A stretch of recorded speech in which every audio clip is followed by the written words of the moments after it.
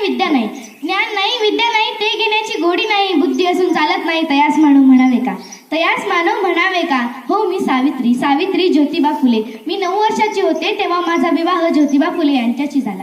त्यांच्यामुळे माझ्या शिक्षणाचा श्री गणेश झाला. मला त्यांनी लिहायला वाचायला शिकवलं. माझ्या या थरथर कापणाऱ्या हाताला शेठजींनी आधार दिला. मी त्यांना शेठजी म्हणायचे. अखेरकार तो दिवस आला. पुण्याच्या भिडेवाड्यात आम्ही मुलींची पहिली शाळा काढली. पण शाळेत शिकायला येणार कोण हा प्रश्न पडला. मग मी टाकलं पहिलं पाऊल आणि मन घट्ट करून मी टाकलं पहिलं पाऊल. रस्त्यावरून जाताना लोक दगडधोंडे मारायचे. एक माणूस सामोरे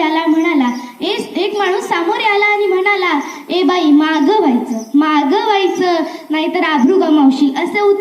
असा हात उचलला आणि टाकला त्याच्या थोबाडीत. तेव्हापासून सगळ्यांच्या मनात माझ्याविषयी दहशत बसली.